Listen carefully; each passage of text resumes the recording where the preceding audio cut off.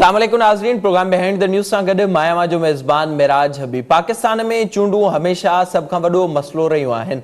माण्हुनि जो बुनियादी हक़ उन्हनि खां हमेशा खसियो वेंदो आहे। हर चूंड खां पोइ धांधली जा इल्ज़ाम साम्हूं अचनि था ऐं हर हाराईंदड़ जमात धांधली जो इल्ज़ाम हणे थी। हिन मुल्क में हिन वक़्त ताईं साफ़ शफ़ाफ़ चूंडूं अवाम जो ख़्वाब बणियल आहिनि। उन बाबति माज़ी में बि हुकूमतुनि पारां केतिरा ई इल्ज़ाम मढ़िया विया आहिनि। हीअ हुकूमत ठही इन ते जॾहिं नवाज़ शरीफ़ ते चइनि हल्कनि बाबति वाज़ तौर ते हिन हुकूमत पारां कोशिश कई वई ऐं धरणो हयो वियो। धरणे खां पोइ वज़ीर आज़म इमरान ख़ान असां ॾिठोसीं सॼे मुल्क में घुमियो, उतां वज़ीर आज़म इमरान ख़ान खे पज़ीराई मिली। ऐं जॾहिं माज़ी में हीअ हुकूमत अपोज़िशन में हुई त उन वक़्तु इहो वाइदो कयो वियो हो त अवाम खे उन्हनि जो बुनियादी हक़ इलेक्टोरल रिफॉर्म्स जी सूरत में हीअ हुकूमत ज़रूरु ॾींदी। गुज़िरियल कुझु ॾींहंनि खां बि साॻी ॻाल्हि साम्हूं अचे पई। हर चूंड जेका उन ते इख़्तिलाफ़ साम्हूं थिया अचनि पिया, हर चूंड ते सवाल उथनि पिया। उन जो जेको हल आहे उहो इलेक्टोरल रिफॉर्म्स ही आहिनि। पर अॼु जे प्रोग्राम में पाण ज़िक्र कंदासीं त ही हुकूमत आख़िर करण छा पई चाहे। बुनियादी तौर ते कुझु ॾींहं पहिरियां ई हुकूमत पारां हिकु मसूदो तयारु कयो वियो आहे, जंहिंमें इहो ॿुधायो वियो आहे त शुरूआती तौरु इलेक्शन एक्ट 2017 में 49 तब्दीलियूं करण जो हुकूमत पारां फ़ैसिलो कयो वियो आहे।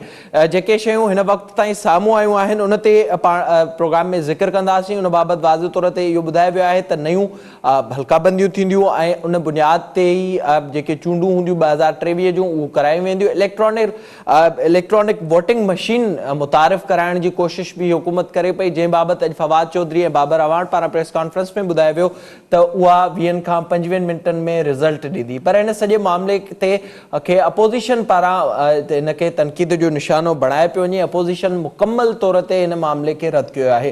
कुझु देरि पहिरियां ई नवाज़ शरीफ़ जो बि ट्वीट साम्हूं आयो आहे, जंहिंमें बि हुन पारां चयो वियो आहे त वोट खे इज़त ॾियण ते हुननि जी पार्टी बीठल आहे ऐं इलेक्टोरल रिफॉर्म्स जी जेका हीअ हुकूमत ॻाल्हि करे पई इहो सरासर कूड़ आहे ऐं माज़ी में RTI सिस्टम ख़राब थियण सबबि हीअ हुकूमत हिन वक़्तु वेठल आहे ऐं इक़्तिदार हासिल करण में हिन हुकूमत खे आसानी थी।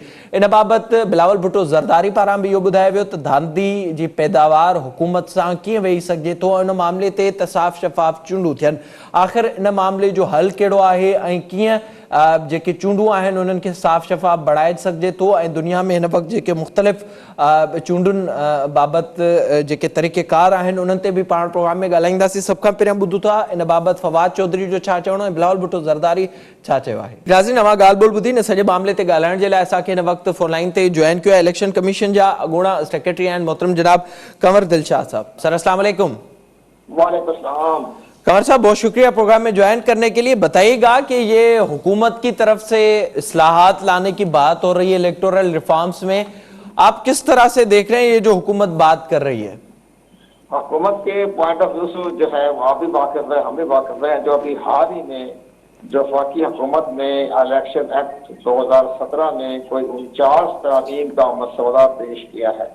ये जो 49 जो है 49 ये एक काबिल अमल है। इसका मैंने भी मुताला किया है, इसमें कुछ हमारी भी मशावरत रही है। तो ये आदिल सवाती ने बाबर अवान ने बैठ के और पार्लिमानी मिनिस्ट्री के सेक्रेटरी साहब ने बैठ कर तैयार किया। इसमें हम ये जो बहुत आसान तरीका है, ये चाहते हैं कि भाई इसमें पार्टी के रजिस्ट्रेशन के बारे में है, डिलिमिटेशन के बारे में है और कुछ काफ़ी इसमें इस्लाहात जो है वो एक मामूली नौइयत की हैं। तो वो अगर इससे हमारी पार्लियामेंट जो है वो सिंपल मेजॉरिटी के तहत उसको कानून का हिस्सा बना सकती है। लेकिन जहाँ तक ये मामला आ गया इलेक्ट्रॉनिक वोटिंग मशीन, ये तकरीबन 2-3 हफ्ते से ये डिबेट चल रही है। ये बड़ा पेचीदा मसला है, बहुत ही इसके अंदर बहुत ही खतरनाक तो हम नहीं कह सकते, इसमें बहुत सी खामियां बहुत ज्यादा हैं। इसके अंदर पहली बात यह है कि इंडिया ने जब ये इलेक्ट्रॉनिक वोटिंग मशीन की या हमारे तरक्की याफ्ता ममालिक में ये तरीकाकार पाया गया तो वो उन्होंने 25 साल 30 साल के बाद इस पर अमल दरामद किया जा सकता है। इंडिया ने 25 साल का अरसा लगाया तब जाके ये इलेक्ट्रॉनिक वोटिंग मशीन पूरे इंडिया में इस्तेमाल हुई। अब ये अब इलेक्शन होने हैं 2023 में, तो ये अब इसके लिए वक्त की कमी है हमारी पास के लिए। आइन में तो 2/3 मेजॉरिटी के लिए वो भी चाहिए, वो हुकूमत के पास नहीं है। हुकूमत के अपोजिशन के ताल्लुकात भी दुरुस्त नहीं है, तो ये आइन कानून साजी होना नामुमकिन है। हम ये चाहते हैं कि जो 49 तरामीम जो आई है इलेक्शन एक्ट में, इसी पर अमल दरामद करवा लें, ये बेहतर है। आइंदा शफाफ इंतखाबात के लिए भी रास्ता खुल जाएगा, इलेक्शन कमीशन की और मजीद पावर मिल जाएगी। لیکن اس میں سب سے بڑی اہم بات جو آپ بتا رہے ہیں نا الیکٹرانک ووٹنگ مشین، تو یہ ایک اس لیے ہے کہ یہ اگر سسٹم بیٹھ گیا، جب ایک RTF کا سسٹم الیکشن کے دن 25 جولائی کے 2 گھنٹے بعد وہ فیل ہو گیا، تو کوئی نہیں، مینول سسٹم تھا وہ انہوں نے قابو کر لیا اور کوئی فرق نہیں پڑا۔ ابھی جب یہ دیکھیے آپ کا جو سندھ میں الیکشن ہوا ہے 65,000 ووٹ کاسٹ ہوئے ہیں، آپ لگائیں کہ 8 گھنٹے 12 گھنٹے لگ گئے، وہ رزلٹ ہی کمپائل نہیں ہوا۔ تو اب یہ ہماری کمزوریاں ہیں اندر الیکشن کمیشن کی، تو وہ الیکٹرانک ووٹنگ مشین پر کہیں چلیں گے؟ سر اس میں تھوڑا سا قمر صاحب، جیسے آپ نے ذکر کیا الیکشن ایکٹ 2017 کا جو اس میں ترامیم بتائی جا رہی ہیں حکومت کی طرف سے، تو بتائے گا کہ ان پر چیدہ کون سی ایسی ترامیم حکومت چاہ رہی ہے جس کو کرنے سے کچھ بہتری آ سکتی ہے؟ اس میں معمولی نوعیت یہ ہے، مثلا جو پولیٹیکل پارٹی جو ہیں اس کی رجسٹریشن بڑی سخت کر دی گئی ہے۔ اس میں پہلے 2,000 کی یا 10,000 کی ممبرشپ لازمی ہو جائے گی، پھر پولیٹیکل پارٹی کہا گیا ہے کہ اس کے باقاعدہ سالانہ کنونشن بھی ہو۔ یہ ایک بہت ہی ایک لے مخصوص کی طرح سے ترمیم میں آ رہی ہے، اس میں کوئی زیادہ افادیت ہمیں تو نظر نہیں آ رہی، لیکن حکومت چاہتی ہے۔ دوسرا چاہتی ہے کہ الیکشن کمیشن کو اور فائنینشیل امپاورمنٹ دی جائے، چلے وہ بھی ٹھیک ہے۔ اب اس کے بعد یہ معاملہ آ رہا ہے کہ جو نامنیشن فارم ہے اس کے آپ 30,000 روپے اس کی 50,000 روپے کر رہے ہیں۔ تو یہ ساری چیزیں ایک سب سے بڑی اہم بات جو میں آپ کی خدمت میں پیش کرنا چاہتا ہوں، وہ میرا خیال ہے سیاسی پارٹیاں اس پر ایگری نہیں ہوگی۔ وہ یہ چاہتے ہیں، جو اس کا مین تھیم ہے کہ جو آئندہ حلقہ بندی ہو وہ ووٹر لسٹ کے اوپر ہو، یعنی انتخابی فہرست کی بنیاد پر حلقہ بندی ہو۔ اور اب تو ہوتا ہے نا پاپولیشن کی بنیاد پر حلقہ بندی ہوتی ہے۔ اب یہ چاہتے یہ ہیں کہ جو ہماری ووٹر لسٹ ہے نا جو تیار کی ہوئی ہے الیکشن پاکستان ہے، اس کی بنیاد پر حلقہ بندی کر رہے ہیں۔ اس سے پورے ملک کا جو سیاسی ڈھانچہ تبدیل ہو جائے گا، اور اس کے جو مجرمات ہیں وہ تو الیکٹرانک ووٹنگ مشین سے بھی زیادہ خطرناک ہے۔ اب جو ووٹر لسٹ کے اوپر آپ کی حلقہ بندی ہوگی تو پورا کراچی، سندھ، سکر، حیدرآباد یہ سارا سسٹم ہی تبدیل ہو جائے گا، وہ ساری جو ہے سیٹیں آگے پیچھے ہو جائیں گی۔ تو یہ سارا معاملہ یہ بھی ایک بڑا گمبھیر مسئلہ ہے جو ہماری سیاسی پارٹی کو چاہیے کہ آپ اس پر قاعدہ اختلاف ضرور کریں، لیکن آپ کی جو لیگل ایڈوائزر ہیں ان سے یہ مشورہ کریں کہ آیا انتخابی فہرست کے حوالے سے حلقہ بندی کرانے سے کئی آپ کا جو سسٹم ہے، ہمارا کوٹا سسٹم ہے، جیسا سندھ میں ہماری قومی اسمبلی کی سیٹیں ہیں، صوبائی اسمبلی کی سیٹیں ہیں، ان میں کم و بیشی نہ ہو جائے، پنجاب میں نہ، پنجاب میں بھی فرق پڑ سکتا ہے، لیکن سارا ملک میں جو ہے یہ ایک سسٹم بدل جائے گا۔ تو یہ تو ایک بڑی اہم تبدیلی آ رہی ہے، اور کسی سیاسی جماعت نے اس پر دھیان نہیں دیا۔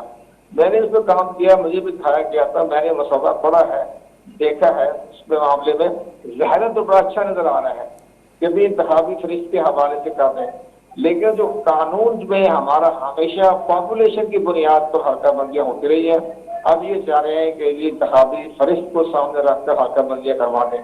تو یہ ہماری سیاسی پارٹیوں کا اب تک سندھ کا بہت پاپولر ٹی وی چینل ہے، تو اس کی روشنی میں یہ لوگوں کو ذرا بتائیں کہ اس کے کیا فائدے ہوں گے اور کیا نقصانات ہوں گے۔ یہ بڑا اہم تبدیلی آ رہی ہے۔ اچھا، تو اس حوالے سے آپ کی کوئی بات چیت ہوئی ہے کہ یہ کیوں حکومت نے یہ شک شامل کی ہے جس کا آپ اس وقت ذکر کر رہے ہیں؟ وہ یہ چاہ رہے ہیں کہ جی پاپولیشن کے تو ہمیشہ پارٹیوں کے اندر اختلاف ہی رہتے ہیں کہ جی آبادی کم ہوگی، زیادہ ہو گئی۔ کراچی کی آبادی دیکھ رہے ہیں، اب 1 کروڑ 7 دکھایا، دعویٰ کیا جاتا ہے 3 کروڑ ہے۔ تو وہ اس سے ہٹنے کے لیے انتخابی فہرست ہمارے پاس ہے اور وہ بالکل اتھینٹیکیٹڈ ہے، سب پارٹیوں نے اس کو ایگری کیا ہوا ہے، تو اسی کی بنیاد پر ہم حلقہ بندیاں بھی کروا دیں کہ دنیا کی کسی ملک میں بھی حلقہ بندیاں جو ہے وہ انتخابی فہرست کے حوالے سے نہیں ہوتی۔ لیکن ہمارے یہاں تو نئے سے نئے تجربے آتے ہیں اور بڑے ذہن جو ہے بڑے سوچ سمجھ کے فیصلے کرتے ہیں، ان کے دور سے نتائج ہوتے ہیں۔ اندرون خانہ کی کچھ اور کہانیاں ہوتی ہیں، جس طرح الیکٹرانک ووٹنگ مشین پر یہ سمجھتے ہیں کہ جی ہم اپنی مرضی کا درد لے لیں گے۔ آپ یقین جانیں الیکٹرانک ووٹنگ مشین آنے سے مرضی کا درد لے رہے ہیں، تو یہ ہنگامہ ہی ختم۔ جو پارٹی چاہے گی چپ لگا دیں گے، وہ سارا ووٹ اس پارٹی اترا جائے گا۔ قمر صاحب، پر اس میں یہ مسئلہ بھی تو آ رہا ہے، جیسے آپ نے ذکر کیا بھارت کا، ظاہر ہے اس وقت دنیا کے مختلف ممالک اس پر اعتراض کر رہے ہیں۔ ابھی ہم نے دیکھا امریکہ میں اب جو صورتحال ہوئی، حالانکہ کووڈ کی وجہ سے وہ شفٹ ہوا تھا اچانک سے، اس حوالے سے الیکشن کمیشن ظاہر جو 2018 کے الیکشن تھے اس میں بھی مسائل سامنے آئے آر ٹی ایس کی صورت میں، تو اس پر اچانک سے حکومت کو یہ خیال آ گیا اور اچانک سے یہ سب چیزیں ہو گئیں کہ ہم اس چیز پر اصلاحات کرتے ہیں، تو اس سے شکوک و شبہات تو پیدا ہوتے ہیں، حالانکہ اپوزیشن نے مکمل طور پر اس کو رد کر دیا ہے۔ اپوزیشن نے بڑا صحیح فیصلہ کیا۔ آپ یقین جانیں کہ یہ کہاں سے ان کو آئیڈیا ملتا ہے، ان کے اندر کی جو ٹیم ہے ان کے اندر تو مجھے نظر نہیں آ رہا کہ کوئی ایسی کیپیسٹی ہے کہ وہ اس طرح کی پلاننگ کے لیے کیا کرتے ہیں۔ ان کی بیک گراؤنڈ پر کوئی اور ہی کوئی تھنک ٹینک ہے جو ان کو مشورہ دیتا رہتا ہے۔ لیکن اب آپ یہ دیکھیں کہ ہم نے ایک تو کی پرابلم یہ ہے کہ جو پروگرام بنا لیتے ہیں، اب یہ دیکھیں پریزیڈنٹ آج کل تو ہمارے محترم پریزیڈنٹ ہے اپنے عالمی صدر صاحب، لیکن جب یہ اپوزیشن حصہ تھے تو یہ 2017 میں انہوں نے تھائی لینڈ کا وزٹ کیا، بنکاک کا، وہاں سارا سسٹم جو ہے وہ الیکٹرانک ووٹنگ مشین پہ ہوتا ہے۔ اب وہاں وزٹ کیا، دیکھا، بڑا اچھا کیا، تو باقی ان کا رپورٹ کیسی آئی اس کا تو مجھے علم نہیں، لیکن ہمیں ان کے بارے میں پتا چلا، انہوں نے جو آ کے اسپیکر صاحب کو جو اپنی رپورٹ پیش کی سردار ریاض صادق کو، تو جناب انہوں نے جناب اس کی مخالفت کی۔ جناب یہ تو بہت ہی خطرناک معاملہ ہے، پاکستان کے لیے موضوع نہیں ہے۔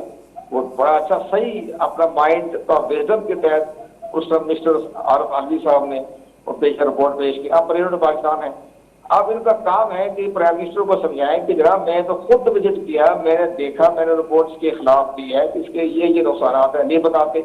اب ثانیہ نشتر جو ہے پرائم منسٹر کے بہت قریب ہے، منسٹر کا اسٹیٹس اس کے بعد، انہوں جب یہ 2013 میں care taker prime minister education تھی تو اس ٹائم کے ہمارے جو تھی chief minister Pakistan justice Khan حکم جاری کیا کہ جناب الیکٹرانک ووٹنگ مشین کا جائزہ لیا جائے، تو انہوں نے جناب ایک رپورٹ تیار کی، کیئر ٹیکر منسٹر تھی ایجوکیشن کی، تو انہوں نے کہا کہ یہ پاکستان کے لیے موضوع نہیں ہے۔ وہ جناب الیکشن کمیشن کے ریکارڈ میں موجود ہے، اور جناب عارف علوی صاحب کی جو رپورٹ ہے وہ قومی اسمبلی کی ریکارڈ میں موجود ہے۔ تو اب ثانیہ نشتر کا بھی تو کام ہے نا کہ پرائم منسٹر صاحب کو بتائیں، نہیں بتاتے۔ اس لیے بابر اعوان صاحب جو ہے وہ بھی بہت قابل ہے، لا کے کانسٹیٹیوشن کے ماہر ہیں، ان کو بھی چاہیے کہ اس کے سارے حالات بتائیں، بے خطر بتائیں کہ جناب یہ اس کے نقصانات ہیں۔ انڈیا جو گئے 25 سال، آپ ایک سال میں کیسے کریں گے؟ الیکشن کمیشن نے ضمنی انتخابات میں یہ استعمال کی ہے الیکٹرانک ووٹنگ مشین، تو تقریباً 1700 ووٹ کاسٹ ہوا، اس کے بعد وہ مشین پہ ہٹ گئی، چلی ہی نہیں وہ، تو پھر انہوں نے وہ اپنا مینول طریقے سے وہ بائی الیکشن بتانا پڑا۔ یہ ساری الیکشن کمیشن نے یہ ساری باتیں بتائی ہیں۔ جب اب تو خیر وہ الیکشن کمیشن بلاتے ہی نہیں، وہ دونوں بالکل کا بائی کاٹ کیا ہوا ہے، الیکشن پاکستان خود ہی فیصلہ کرتے ہیں، حالانکہ سارے کام تو الیکشن کمیشن کے کارکردگی میں آتے ہیں، ان کی ذمہ داری ہے کہ وہ اس کو باقاعدہ تجربہ کریں، دیکھیں، وہ نہیں کوئی بات ہی سن رہا۔ اسی طرح internet voting belting overseas Pakistan انتہائی خطرناک وہ اسکیم ہے، اس میں نہ رازداری ہے، نہ سیکریسی ہے اور نہ پرائیویسی ہے، تو اس کا خرچہ تو 50 ارب روپیہ خرچ ہونا ہے، لیکن وہ بھی کسی دنیا کے کسی ملک میں نہیں ہے کہ انٹرنیٹ بینکنگ ہو اوورسیز اپنے ملک کے شہریوں کے لیے، نہیں ہے، وہاں کوئی سسٹم نہیں ہے۔ ہم یہ چاہتے ہیں کہ یہ ہم باقاعدہ انٹرنیٹ کے ذریعے ہم بینکنگ کروا لیں، یہ بھی ناممکن ہے، خرچہ تو 50 ارب کا ہے، اور 50 ارب روپیہ خرچہ ہونا ہے الیکٹرانک ووٹنگ مشین پر، 1 ارب کا خرچہ ہے، لیکن یہ کوئی معاملہ کو دیکھ ہی نہیں رہا۔ جو پرائم منسٹر صاحب کے یہ جو ایڈوائزر ہیں، یہ منسٹر ہیں، وہ ان کو بتاتے ہی نہیں کہ کیا صورت۔ میں نے خود پوری ڈاکومنٹ بھجوائی، آپ یقین جانیں کہ میں نے بہت خوبصورت 15 پیج کی تمام ڈاکومنٹ، تصاویریں، ڈاکومنٹ، اور انڈیا کی رپورٹ میں نے بھجوائی، جب میں انڈیا کا رپورٹ کیا یہ اس میں خامیاں ہیں، تو آپ یقین جانیں کہ پرائم منسٹر صاحب نے شاید پڑھی کہ نہیں پڑھی، میں نے اسپیکر صاحب کو بھجوائی، وہ اپنے معاملے میں مصروف رہتے ہیں، چیئرمین سنٹ کو بھجوائی، شاہ محمود قریشی کو بھجوائی، آخر تنگ آ کر میں نے chief of the army staff کو بھجوا دی کہ جناب آپ دیکھیں کہ جناب اس میں یہ خطرناک معاملے ہیں، یہ اس کے میرٹ ہیں، یہ ڈی میرٹ ہے، خرچہ بھی ایک خرچہ ہونا ہے، قانون سازی کی ضرورت ہے، جب تک آئین میں ترمیم نہیں کی جائے گی اس پر آپ۔ ظاہر ہے جو آپ بات بتا رہے ہیں اس حساب سے تو صوبائی الیکشن کمیشن ہی ہوا۔ ہاں بالکل، میں اوپن کہتا ہوں، میں ہمیشہ الیکشن کو ڈیفینڈ کرتا ہوں، اب بھی ڈیفینڈ کرتا رہا ہوں، لیکن جہاں کمزوری ہے تو ہم بتائیں، یا الیکشن کمیشن صاحب کو بھی آ گیا ہے ہماری خبر کے اطلاع کے مطابق चीफ इलेक्शन कमिश्नर साहब को भी नोटिस में आ चुका है कि ये भी हाँ हमारे स्टाफ के भी इसके अंदर नाअहलियत शामिल है।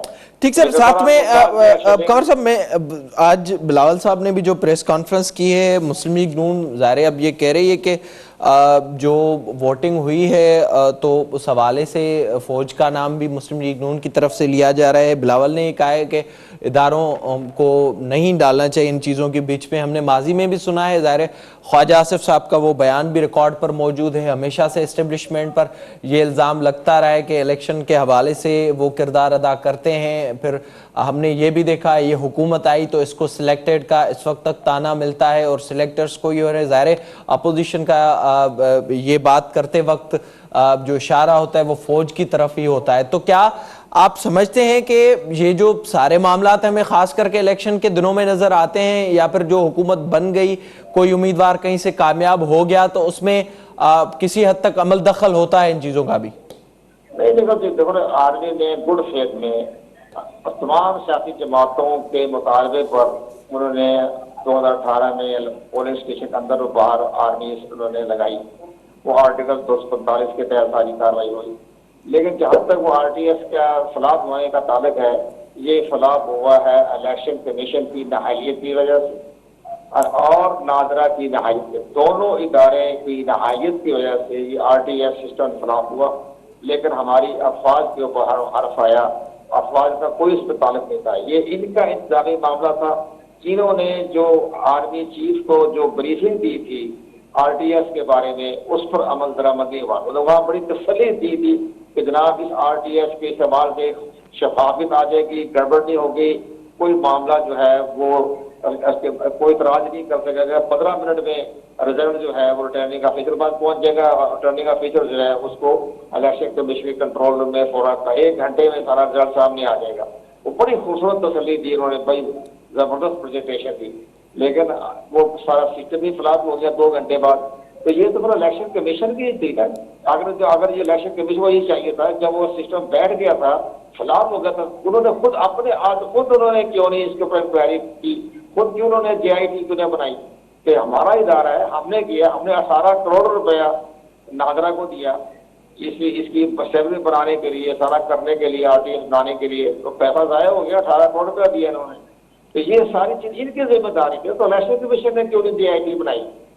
तो ये सब चीजें तो हमारी अपोजिशन ने भी खामोशी इख्तियार की। इलेक्शन कमीशन की इसके अंदर कमजोरियां थी, उन्होंने गलत काम, उन्होंने इसको सही तरीके से नहीं किया। अब इनके हवाले कर रहे हैं आप इलेक्ट्रॉनिक वोटिंग मशीन, वो भी खिलाफ हो जाएगी तो फिर इलेक्शन कैसे करवाएंगे आप? खत्म हो गया इलेक्शन। तो सर इस तरह की बातें हैं। कंवर साहब, क्विकली आखिर में थोड़ा सा ये बताइएगा कि आपको क्या लगता है सियासी जमातों की तरफ से जो संजीदगी नहीं दिखाई जा रही रिफॉर्म्स के हवाले से? हुकूमत की आपने बात की कि वो उसने जो चीज़ बनाई है वो ख़तरनाक साबित हो सकती है और वो पॉसिबल भी नहीं है। अपोजिशन ये कह रही है कि इस हुकूमत पर हम एतबार भी नहीं कर सकते, तो फिर ये काम कैसे चलेगा? हुकूमत ने जो पहला नंबर 1 है कि वो बाकी जो 49 जो है तहमीमें करवाई उसमें बाकी ठीक है, लेकिन जो हल्का बंदी के बारे में तफावजात होने चाहिए, हमारी अपोजिशन देते हुए गौर करें इसके ऊपर। लेकिन बाकी रह गया कि ये हुकूमत की गलती ये है कि प्राइम मिनिस्टर साहब की कामयाबी जो का दारोमदार जो है वो ये है कि अपोजिशन को बुरा भला कहें, डाकू जो लुटेरे, वतन दुश्मन, मुल्क दुश्मन, ये इस तरह, ताकि उनका एक जो है सिलसिला उठाए रखें। अब वो 2.5-3 साल के अब लोग भी तंग आ गए हैं, तो सुनते सुनते एक ही जुमला, एक ही कहानी, जिसकी वजह से अपोजिशन और हुकूमत एक टेबल पे नहीं आती। प्राइम मिनिस्टर साहब को भी असम्बली में नहीं आती, प्राइम मिनिस्टर साहब को भी असम्बली जाएं, अटेंड करें, देखें। इसके बाद जो पार्लिमानी कमेटियां बनती हैं, स्टैंडिंग कमेटियां बनती है, उसको फाल करें, उसमें सारी तरमीमें पेश करें, ताकि सिलसिला जो हमारी पार्लियामेंट का जो है वो चलता रहे। स्पीकर साहब को भी चाहिए कि वो भी प्राइम मिनिस्टर को समझाएं कि जनाब आपका आना बड़ा जरूरी है, लेकिन वही कोई मामला नहीं हो रहा। जाहिरी तौर पर संजीदगी नजर नहीं आ रही। बहुत शुक्रिया आपका कंवर दिलशाद साहब प्रोग्राम में वक्त देने के लिए। वॾे में वॾो मसलो जेको हिन मुल्क में रहियो आहे, हर भेरे जॾहिं बि चूंडूं थियनि थियूं त इल्ज़ाम लॻनि था इलेक्शन चोरी जा, धांधली जा, उन जो सिलसिलो जारी आहे। हुकूमत इलेक्ट्रॉनिक रिफॉर्म्स जे नाले ते जेके शयूं कंवर दिलशाद साहब ॿुधायूं आहिनि, इंतिहाई ख़तरनाक शयूं आणण जी कोशिशि करे पई, जेके अपोजिशन रद्द कयो आहे, ऐं उन सां गॾो गॾु अपोजिशन वाज़े तौर ते चयो पई त हीउ धांधली जो नओं तरीक़ेकार ॻोल्हियो पियो वञे। पाण प्रोग्राम में ज़िक्र कंदासीं मुल्की मुआशी सूरत हाल जो वक़्त ब्रेक जो असां सां गॾु।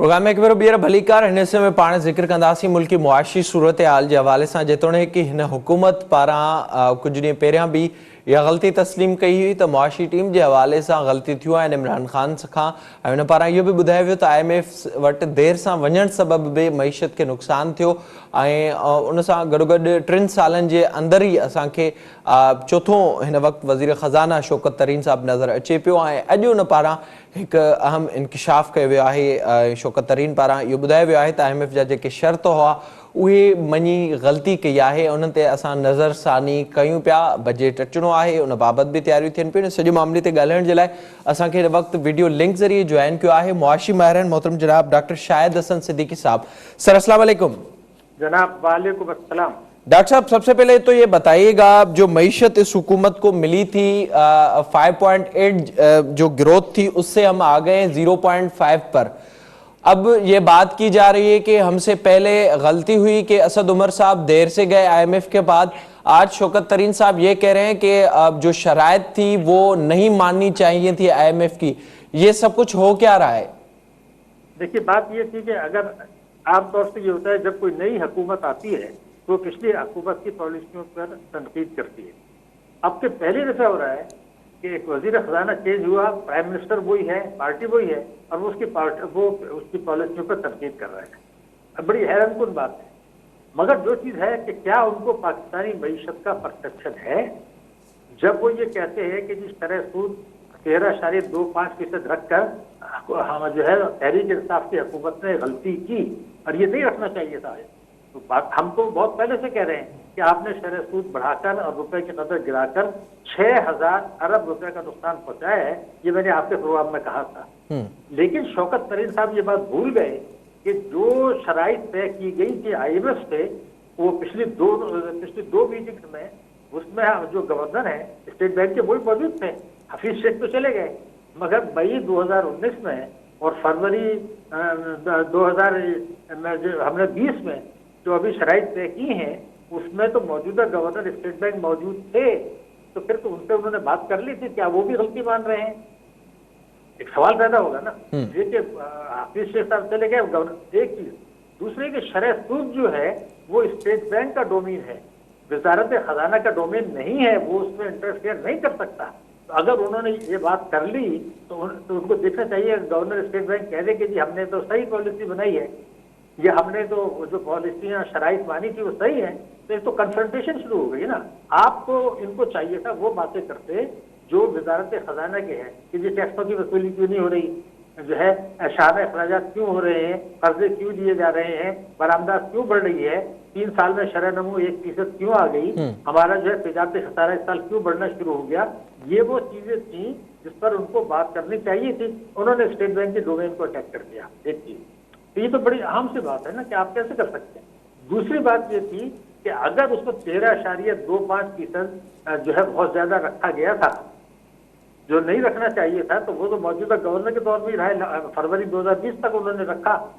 तो सवाल सिर्फ ये पैदा होता है कि आज जब आपने शरह नमू को इतना गिरा दिया, यानी इतना कम कर दिया, जो पाकिस्तान की आईन की खिलाफ वर्जी हो रही है, वो पर आप नहीं बोलते। इसलिए कि आपको पता है कि आज 11.1% मेरे मुल्क का अफरात दर है, 11.1%, और आपका डिस्काउंट रेट 7% है। इसका मतलब ये कि 4.1% मनफी है। और मनफी के लिए स्टेट बैंक ने लफ्ज इस्तेमाल किया था माजी में कि इस्तेहसाल है, एक्सप्लॉयटेशन है, और exploitation article 3 of the constitution of Pakistan ये है कि नहीं कर सकते। तो अगर उनको कुछ चीज कहनी थी कि ये जो स्टेट बैंक ने शरह सूद कम की है ये आइन के खिलाफ वर्जी हो रही, वो तो उन्होंने नहीं कहा। वो क्यों नहीं कहा कि बैंकों को उससे फायदा हो रहा है, ताकतवर तबकों को फायदा हो रहा है, एक चीज। दूसरे ये था कि वो इकोनॉमिस्ट तो नहीं है मगर बैंकर तो है ना। तो ऐसे बैंकर उनको ये पता है कि आज 2 करोड़ खातेदार जो हैं उनको 5.5% मुनाफा बैंक दे रहे हैं, जिनके कुछ 7,000 अरब रुपया है, 5.5%, और अफरात दर 11.1% है। तो आपने 5.5% मनफी दिया। ये तो इस्तेहसाल की बदतरीन मिसाल है। तो अगर उनको कुछ कहना था तो ये कहना था कि स्टेट बैंक जो शरह मुनाफा कम की है, हालांकि खाते नफा नुकसान में शिरकत पर है। और मैंने शायद आपके प्रोग्राम में पहले भी कहा था कि banking companies ordinance 26A4 state bank کی یہ ذمہ داری ہے کہ وہ اپنے منافع میں شریک کریں. انہوں نے ڈسکاؤنٹ ریٹ کر کے 700 ارب روپے ان سے کھینچ لیا. مگر اس سے آگے میں جانا چاہتا ہوں. ایک ہے بینکنگ کمپنیز آرڈیننس 40A. اس میں یہ کہا گیا کہ وزارت خزانہ کی یہ ذمہ داری ہے کہ وہ یہ دیکھے کہ بینک اپنے منافع میں کھاتے داروں کو شریک کر رہے ہیں. انہوں نے تو 5.5% منفی دے دیا. اسٹیٹ منسٹری آف فائنانس کی ذمہ داری تھی. اگر ان کو بولنا تھا تو یہاں بولتے کہ میں یہ تبدیلی لا رہا ہوں. تو یہ تو وہی باتیں کرتی جو کہ اگلی حکومت جب آتی ہے تو پچھلی حکومت کو کرتے ہیں. انہوں نے کوئی حل نہیں پیش کیا. اچھا ڈاکٹر صاحب، میں تھوڑا سا جو ظاہر آپ نے باتیں کی ہیں ان کا نہ صرف ذکر کیا ہے آج شوکت ترین صاحب نے، بلکہ کچھ باتیں انہوں نے کہا ہے کہ یہ ہوئی ہیں جو پچھلے 1-2 سالوں میں غلطیاں. بجلی کے ٹیرف کی بھی انہوں نے بات کی ہے، شرح سود کی جو آپ نے بات کی وہ بھی بات کی ہے. پر اس حوالے سے پہلے تو مسلسل یہ بتایا جا رہا تھا کہ ہماری نہ شارٹ ٹرم پالیسی ہے، ہماری پالیسی ہے میڈیم ٹرم اور لانگ ٹرم، جس کے ظاہر فوائد کچھ عرصے کے بعد آنا شروع ہوں گے. آج ترین صاحب نے یہ بھی بات کی کہ ہمارے پاس ایسی کوئی پالیسی نہیں ہے، اور اس وقت تک انہوں نے کہا ہے آج باقاعدہ طور پر کہ سمجھ نہیں آ رہا کہ پاکستان کس پالیسی پر معیشت کے حوالے سے خاص طور پر چل رہا ہے. تو آپ کیا سمجھتے ہیں اس طرح کا جو بیان ہے؟ ظاہر پہلے ہی معیشت کا یہ حال ہے، اب تو اس سے کیا امید لگائی جا سکتی ہے؟ نہیں دیکھیے نا، امید تو ایسا نا کہ ان کا جو پچھلا دور تھا جب یہ وزیر خزانہ بنے تھے تو اس وقت جو شرح نمو کم ہوئی تھی وہ ایسٹ پاکستانی فال کے بعد سب سے کم تھی، پر ریکارڈ کریٹ کیا تھا. اب آپ بتائیے نا کہ آپ حل تو آپ کوئی پیش نہیں کر رہے ہیں کہ جی ہم شرح نمو کیسے بڑھائیں گے. آپ نے یہ تو نہیں کہا کہ میرا کرنٹ اکاؤنٹ ڈیفیسٹ بڑھنا شروع ہو گیا. 3 سال میں ہمارا شرح نمو اوسط اس حکومت کے دور میں 1% ہے. آپ نے اس کو بڑھانے کے لیے کون سی نئی حکمت عملی بنائی ہے اس کا تو ذکر نہیں کیا. ٹیکسوں کی وصولی کی بڑھانے کی بات کی ہے تو یہ تو وہی بات ہے جو 1993 سے آج تک تمام حکومتیں کر رہی ہیں. ایک ایسا بیان ہے جو کہ پولیٹیکل، جسے میں کہہ سکتا ہوں ان کو تو یہ چاہیے تھا کہ معیشت کو درپیش چیلنجز بتاتے اور یہ بتاتے کہ میرے پاس یہ حل ہے اور ہم یہ پالیسی اپنائیں گے. تو وہ تو کہیں نظر نہیں آیا. ابھی پرائم منسٹر صاحب نے کہا ہے کہ جی اگر ہماری برآمدات نہیں بڑھیں گی تو ہم سمندر پر پاکستانیوں پہ انحصار کریں گے. ارے بھائی، سمندر پر پاکستانی آپ اپنے ملک میں سرمایہ کاری نہیں کرتے ہیں، وہ تو صرف آپ کو ریمیٹنسز بھیجتے ہیں، یا آپ اگر وہاں پر 1% شرح سود ہے 0.5%، آپ ان کو 7% دے دیں. تو آپ نے تو ایسی بات کر دی کہ جی ہم سمندر پار کے انحصار کریں گے، وہ تو وہاں پیسہ دینے والے نہیں ہیں آپ کو. تو برآمدات کی حکمت عملی بنانی چاہیے تھی. تو ان کا جو یہ بھی بیان ہے یہ ایسا بیان ہے جو اس سے پچھلی حکومت کو چاشکید کر رہے ہیں، حالانکہ حکومت تو وہی ہے. پر ڈاکٹر صاحب، جو آپ بات کر رہے ہیں ریمیٹنسز کے حوالے سے، اس میں ہم دیکھ رہے ہیں مسلسل 8-9 ماہ سے اضافہ تو ہو رہا ہے ظاہری طور پر. کیا اس کا فائدہ یہ حکومت اٹھا پا رہی ہے؟ ظاہر ہے اس سے پہلے یہ بتایا گیا تھا کہ جو وہاں سے پیسہ آئے گا اس سے ہم ملک میں اسکیمیں شروع کریں گے، چاہے وہ ہمیں نیا پاکستان ہاؤسنگ اسکیم دیکھ لیں، احساس پروگرام دیکھ لیں، وہاں پر لوگوں پر وہ پیسہ خرچ ہوگا. تو اس کا کوئی آپ کو اچھا خاصا فائدہ نظر آ رہا ہے جس کا حکومت اس وقت تک معیشت کے حوالے سے سب سے زیادہ کریڈٹ لے رہی ہے؟ سر 0%. میں آپ کو دیکھیے، میں فیگر دینے چلا ہوں. پچھلے 8 برسوں میں پاکستان میں جو ٹریڈ ڈیفیسٹ ہوا ہے، امپورٹ اور ایکسپورٹ کا فرق، وہ ہے $206 ارب، $206 بلین. اور اس دوران میں $166 ارب کی تشکیلات آئیں، $166 بلین. آپ نے جو $206 ارب کا وہ تھا اس سے ریمیٹنسز 166 سے کم کر کے آپ نے کہا کہ میرا کرنٹ اکاؤنٹ ڈیفیسٹ جو ہے 66 پر آ گیا. ہونا یہ چاہیے تھا کہ یہ جو $166 ارب کی تفصیلات آئی ہے، جو آپ نے بالکل صحیح بات کی ہے، اس کا اگر آدھا پیسہ بھی جاتا معیشت کی ترقی کے لیے، ملک میں انویسٹمنٹ ہوتا، تو میرا گروتھ ریٹ تو آج 10% ہوتا، 1% تو نہیں ہوتا. تو آپ نے تو ٹیکسوں کی چوری کے نقصانات، دوسرے نقصانات، برآمدات نہیں بڑھنی، شان اخراجات، قرضے، ان سب کو یہاں سے پورا کر دیا اور کرنٹ مسائل حل کر لیے. تو پھر معیشت کیسے گرو کرے گی؟ میں سمجھنا چاہتا ہوں کہ اگر آپ نے ریمیٹنسز سے کرنٹ اکاؤنٹ ڈیفیسٹ کم کر دیا، برآمدات بڑھائی نہیں، تو پھر معیشت کیسے گرو کرے گی؟ تو آپ نے مہرت کو ضائع کر دیا. اور اگر آپ مجھے اجازت دیں تو کہوں گا آپ آگ سے کھیل رہے ہیں، you are playing with fire. اس لیے کہ آج جو ریمیٹنسز آ رہی ہیں اس میں کووڈ-19 کا بڑا دخل ہے. ٹریولنگ بند ہو گئی ہے، لوگ پاکستان نہیں آ رہے ہیں، وہ بھیج رہے ہیں یہاں پر. تو جب وہ بھیج چکے ہوں گے، حالات ٹھیک ہو جائیں گے، دنیا میں اکنامک ایکٹیویٹی شروع ہو جائے گی، تیل کی قیمتیں بھی بڑھنا شروع ہو جائیں گی، ٹریولنگ شروع ہو جائے گی، تو وہ نقد $10,000 لے کے آیا کریں گے. تو یہ تو عارضی ایک چیز تھی جس کا مقصد تھا معیشت کو پائیدار بنیادوں پر استوار کرنا. اس کے بجائے انہوں نے یہ ایسا حل سوچ لیا جو غلط ہے پرائم منسٹر نے, اور اس پہ انہوں نے کوئی بات نہیں کی. انہوں نے صرف پچھلے وزیر خزانہ کو اٹیک کیا ہے, حالانکہ وہ کام وزیر خزانہ اکیلا نہیں تھا, اسٹیٹ بینک ہر میٹنگ میں شریک ہوتے تھے. یہ موجودہ کام ہوتا ہے. ڈاکٹر صاحب, اب جو برآمدات کی آپ بات کریں اس میں یہ بھی بات ہوتی ہے کہ ظاہر کچھ ماہ سے ہم دیکھ رہے ہیں کہ ٹیکسٹائل کے شعبے کو کافی بوسٹ ملا ہے. اس چیز کا بھی حکومت یہ بات بار بار کر رہی ہے کہ جو بہتری کی طرف ہم جا رہے ہیں تو اس میں سب سے زیادہ یہ چیز ہمیں گنوائی جاتی ہے, پھر ہاؤسنگ جو اسکیمز ہیں وہ گنوائی جاتی ہیں, ہاؤسنگ سیکٹر, اور اس کے علاوہ صنعت کے حوالے سے بتایا جاتا ہے کہ وہاں پر بھی بوسٹ آ رہا ہے. دیکھیے میرا ساتھ بات یہ تھی کہ جب اپنی قوم کو سمجھے ہمارا ہی ملک ہے نا, تو ان میں گھما پھرا کے بات کرنے کا کوئی فائدہ نہیں ہے. اب میں آپ کو ایک فگر دے رہا ہوں. اس سال جس میں جولائی ٹو اپریل ہماری برآمدات بڑھی ہیں $2 ارب, جس کو وہ کہہ رہے ہیں تو ٹھیک ہے مان لیا بڑھ گئی 2, لیکن اسی مدت میں ہماری امپورٹ جو بڑھی ہے $6 ارب بڑھی ہے. تو اس کا مطلب یہ کہ $4 ارب آپ کی جیب سے نکلا ہے. آف کورس $2 ارب برآمدات بڑھی, $6 ارب امپورٹس بڑھی ہیں, تو آپ کا ٹریڈ ڈیفیسٹ $4 ارب بڑھ گیا. تو انہوں نے کیا کام کیا, $4 ارب ٹریڈ ڈیفیسٹ کی بات نہیں کی, $6 ارب جو امپورٹس بڑھی اس کی بات نہیں کی, یہ بتا دیے کہ $2 ارب ہے نا. تو میرا کہنا یہ اپنا موڈ ہے, صحیح بات کریں, قوم کو صحیح بتائیں. آپ جیسے میں نے آپ کے پروگرام میں فیگر دے دی ہیں, اب عوام کو یہ پتہ چلنا چاہیے کہ برآمدات اگر میری بڑھتی ہیں اور میں نے $2 ارب کمائے, $6 ارب بھیج دیے, تو کیا ہوا کیا کرتے. اسے بڑا سنجیدہ مسئلہ ہے, تو اس طریقے سے کرنے کا کوئی مقصد نہیں ہے. ہمارا ملک ہے, یہ بتا دیں یہ کمزوریاں ہیں, یہ غلطیاں ہیں, اس کو ہم اس طرح ٹھیک کریں گے. تو ہلکی تو باتیں نہیں کر رہے ہیں. تو یہ پاکستان کو مشکلات کی طرف لے جا رہے ہیں میرے حساب سے, اور ان کے پاس خود کوئی پلاننگ نہیں ہے, کوئی پلاننگ نہیں, کیونکہ انہوں نے کوئی بات کی نہیں. ٹھیک سر, آج جو ظاہر ہے جیسے آپ نے بھی ذکر کیا خان صاحب کے بیان کے حوالے سے, اور حکومتی حلقوں میں یہ بھی بات چل رہی ہے, ظاہر ہے اس حکومت کے آنے کے وقت سے ہم دیکھ رہے ہیں کہ ٹیکس نیٹ کو بڑھایا جائے گا جس پر لوگوں پر اتنا اثر نہ ہو, اور اس دفعہ یہ بھی خبریں سامنے آ رہی ہیں کہ پچھلی دفعہ سے زیادہ ٹیکس نیٹ رکھا جائے گا آنے والے بجٹ میں. تو اب آپ سمجھتے ہیں کہ اس طرف کم از کم یہ حکومت سنجیدگی سے گئی ہے, یا پھر جو ہمیں پہلے مسائل نظر آئے تھے, مختلف جو لوگ تھے انہوں نے کہا تھا کہ جو کچھ ہو رہا ہے وہ ان سے زیادتی ہو رہی ہے, وہی نظر آئے گا اور انڈائریکٹ ٹیکس عوام سے ہی لیے جائیں گے. بالکل آپ صحیح کہہ رہے ہیں. دیکھیے تحریک انصاف کے چیئرمین کی حیثیت سے جو انہوں نے 10 نکاتی حکمت عملی دی تھی, اس میں تو یہ کہا تھا کہ ہر قسم کی آمدنی پر ٹیکس لگائیں گے, اور میں 8,000 ارب روپیہ اکٹھا کر کے دکھاؤں گا. اب آپ نے کبھی سنا کہ وزیر خزانہ جو بھی بات کر رہے ہیں وہ اس منشور کی بات پچھلے کبھی کی ہے کہ جو انتخابی وعدہ تھا, جو یہ انہوں نے ایڈوائزری کمیٹی بنائی ہے, کبھی اس میں کوئی بات کی کہ جی یہ ہمارا تو قوم سے وعدہ یہ ہے, وہ اس کو کنسیڈر ہی نہیں کر رہے ہیں. پرائم منسٹر اس کا ذکر ہی نہیں کرتے. تو میں اب آپ کو ایک فیگر دینا چاہتا ہوں. پاکستان کی تاریخ میں 95-96 میں tax G D P ratio تھا 14.4.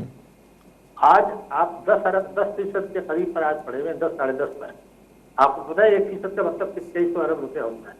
تو ہم نے عوام پہ بوجھ کئی ہزار ارب روپے کا ڈال دیا اور کہا کہ زبردست کامیابی ہو گئی, اور tax G D P ratio گر گیا. اب یہ وہ فیکٹ ہے جس کو کوئی ڈینائی نہیں کر سکتا. تو وہ آپ شرماتے بات کرتے ہیں, آپ ہی کہتے ہیں کہ ہم ٹیکس بینڈان کا دائرہ بڑھائیں گے, تو وہ تو 93 میں بھی کہا تھا, 96 میں بھی کہا تھا, ہر حکومت کہتی ہے, انہوں نے بھی کہہ دیا. سوال یہ پیدا ہوتا ہے کہ جو اصلاحات کا وعدہ کیا تھا وہ کہاں ہے. آپ تو پیٹرولیم لیجی بڑھا دیا, بجلی کے درخت بڑھا دیے, گیس کے درخت بڑھا دیے, ترقیاتی خرچات کٹوتی کر دی. اس طرح کا کھیل پاکستان میں چل رہا ہے.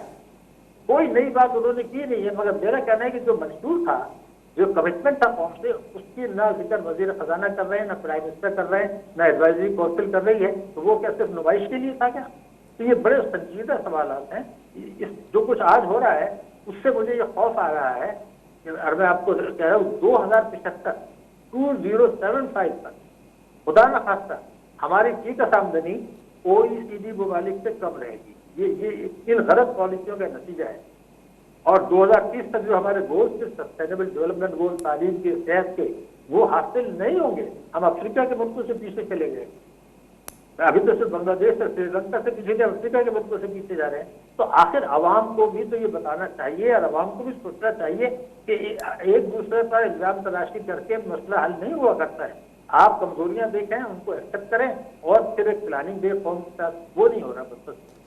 बहुत शुक्रिया आपका प्रोग्राम में वक्त देने के लिए। डॉक्टर शाहिद हसन सिद्दीकी साहब असां सां गॾु मौजूद हो। ज़ाहिरी तौर ते हिन हुकूमत खे जेको मौक़ो मिलियो अवाम पारां ऐं जॾहिं हिन हुकूमत बागू संभालियूं त उन वक़्तु GDP ग्रोथ जेका हुई 5.8 हुई, अॼु उहा 0.5 में वञे पई ऐं ईंदड़ साल बाबति हुकूमत जो इहो चवणु आहे त 2.5 ताईं वञी सघे थी, जॾहिं त उन खां अलावा IMF 1.3 जो चई चुकी आहे। अॼु हिन बाबति शौकत तरीन पारां इहो ॿुधायो त IMF सां जेके मुआहिदा थिया ऐं उहो पाकिस्तान सां नाइंसाफ़ी आहे ऐं उन ते नज़रसानी करण जी बि ज़रूरत आहे।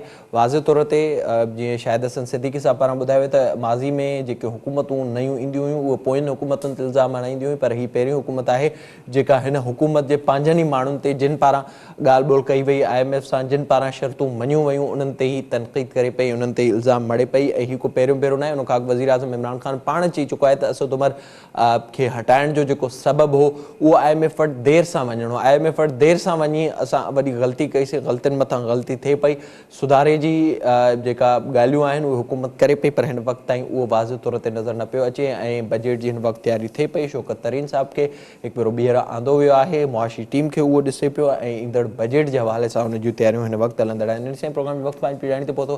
पंहिंजे मेज़बान मिराज हबीब खे ॾींदा इजाज़त। अल्लाह ने